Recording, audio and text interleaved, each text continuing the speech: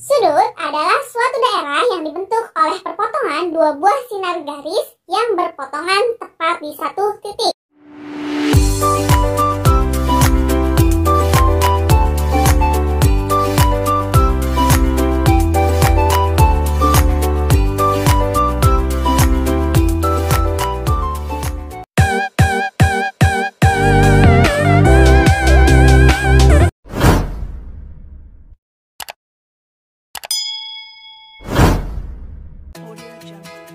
Assalamualaikum. Halo anak-anak, ketemu lagi dengan Bu Neneng. Pada video kali ini kita akan belajar mengenai sudut. Sudut tentunya sering kita jumpai di lingkungan sekitar kita.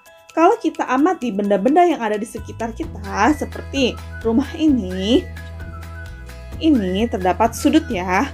Kemudian ini juga sudut dan masih banyak sudut-sudut yang ada di sekitar kita.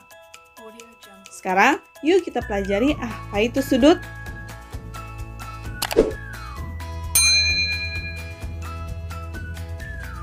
Sudut adalah suatu daerah yang dibentuk oleh perpotongan dua buah sinar garis yang berpotongan tepat di satu titik. Sudut terbentuk karena dua sinar garis bertemu pada satu titik yang disebut titik sudut yang disimbolkan alfa, beta, dan lain-lain.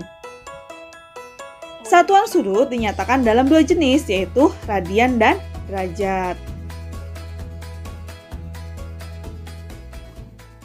Secara matematis, hubungan sinar garis dan titik sudut diilustrasikan sebagai berikut. Nah, ini gambarnya ya. Bagian-bagian sudut ada yang disebut dengan kaki sudut, yaitu sinar garis yang membentuk suatu sudut, yaitu sinar garis PA dan sinar garis PB. Nah, ini merupakan sinar garis PA dan sinar garis PB. Sinar garis PA dan sinar garis PB memiliki titik pangkal sinar garis, yaitu titik P. Nah, sinar garis PA dan sinar garis PB itu disebut kaki sudut. Yang kedua, titik sudut, yaitu titik potong pangkal sinar dari kaki sudut, yaitu titik P.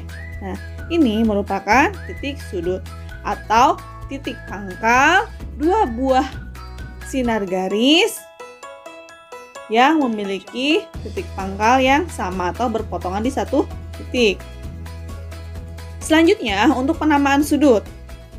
Nah, misalnya sudut ini kita beri sudut APB. Kita beri nama sudut APB. Atau sudut BPA. Mengapa? Yang penting si titik sudut itu selalu di tengah posisinya ya. Atau sudut P.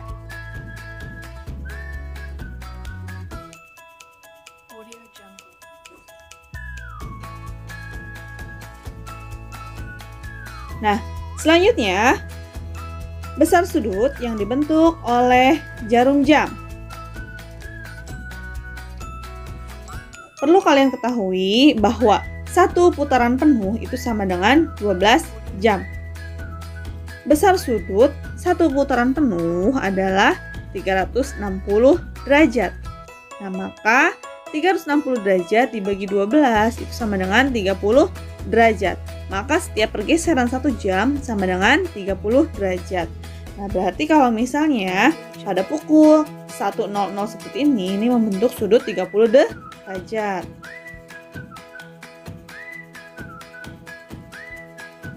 Langkah-langkah penyelesaiannya, yang pertama, buat gambar jam. Yang kedua, menghitung besar sudut yang dibentuk oleh jarum jam. Yang ketiga, menghitung besar sudut yang dibentuk oleh jarum menit. Yang keempat, kurangkan sudut terbesar dengan sudut terkecil. Contoh, tentukan ukuran sudut yang dibentuk oleh jarum jam dan jarum menit pada pukul 3.25. Nah, misalnya kita buat gambar ya pada pukul 3:25. Nah, kalau 25 menit itu berarti jarum menitnya ke 5 ya. Nah, ini disebut sudut jarum jam. Dan yang biru ini disebut sudut jarum menit. Maka jawab jarum jam pukul 3 lewat 25 menit itu sama dengan pukul 3 ditambah 25 per 60 ya. Ini per 60 menit kali 30 derajat. Maka sama dengan 3 kali 30 derajat ditambah 25 per 60 kali 30 menit. Nah, maka 3 kali 30 derajat itu sama dengan 90 derajat. Nah, di sini 25 per 60 kali 30 derajat itu sama dengan 12,5 derajat. Kita jumlah sama dengan 102,5 derajat. Nah, sekarang kita hitung sudut jarum menit, yaitu ke angka 5 ya, karena kalau misalnya 25 itu ke angka 5. Maka 5 kali 30 derajat sama dengan 150 derajat. Nah, tadi untuk menghitung besar sudut yang dibentuk jarum jam dan jarum menit pada pukul 3.25, berarti yang ini kan? Nah, maka sudut terbesar dikurang sudut terkecil. Sudut terbesarnya yang mana? Yaitu yang menit ya. Jarum menit 150 derajat dikurang sudut terkecilnya yang jam, yaitu 102,5 derajat sama dengan 47,5 derajat. Jadi besar sudut yang dibentuk jarum jam dan jarum menit pukul 3.25 menit adalah 47,5 derajat. Seperti ini ya. Lanjut, mengukur sudut dengan busur derajat. Untuk menghitung besar sudut yang terbentuk secara manual, kita dapat menggunakan alat ukur sudut, yaitu busur derajat.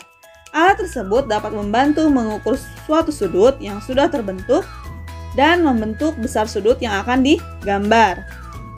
Nah, di sini ada bagian-bagiannya ya. Yang pertama di sini disebut garis horizontal atau garis yang di bawah. Kemudian garis tegaknya itu disebut garis vertikal. Dan titik tengahnya itu disebut pusat busur. Nah, misalnya di sini ada beberapa sudut. Bagaimana cara menghitungnya? Nah, di sini ada besar sudut yang di bawah dan ada besar sudut yang di atas. Untuk yang di bawah itu nolnya ada di sebelah kanan, artinya untuk mengukur sudut dari kanan atau mengukur sudut yang menghadap ke kanan. Sedangkan kalau yang di atas nolnya itu dimulai dari kiri, berarti untuk mengukur sudut yang menghadap ke kiri atau dari sebelah kiri.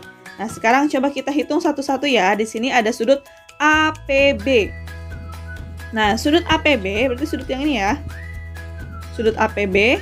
Nah, karena sudutnya menghadap ke kiri, maka kita mulai menggunakan yang bagian atas ya. Nah, APB di sini B-nya terletak antara 30 dan 40, maka besar sudut APB itu sama dengan 35 derajat. Kemudian sudut APC. Nah, di sini ya sama ya, masih menghadap ke kiri, maka kita menggunakan yang bagian atas ya. Besar sudut APC. Nah, kita lihat di sini berapa? 60. Nah, maka besar sudut APC adalah 60 derajat. Kemudian besar sudut APD. Nah, di sini masih menghadap ke kiri ya sudutnya ya. Nah, kita menggunakan yang bagian atas, maka besar sudut APD itu sama dengan 150 derajat.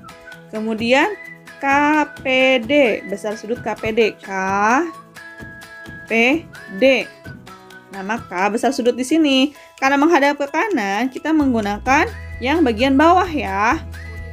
Maka besar sudut KPD itu sama dengan di sini berapa?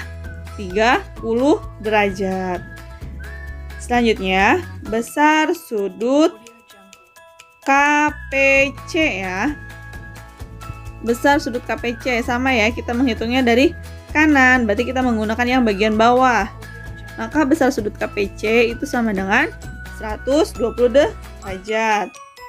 Selanjutnya, sudut DPC ini agak berbeda ya. Sudut DPC karena di sini tidak mulai dari 0, maka kita hitung selisihnya. Di sini berapa? 120. Kemudian di sini berapa? 30. Selisih dari 120 dan 30 adalah 90 derajat. Maka besar sudut DPC sama dengan 90 derajat.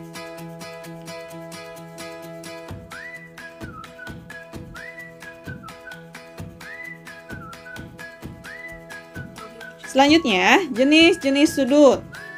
Yang pertama, sudut lancip. Sudut lancip adalah sudut yang besarnya antara 0 derajat dan 90 derajat. Atau besar sudut yang besarnya lebih dari 0 derajat dan kurang dari 90 derajat. Jenis yang kedua yaitu sudut tumpul.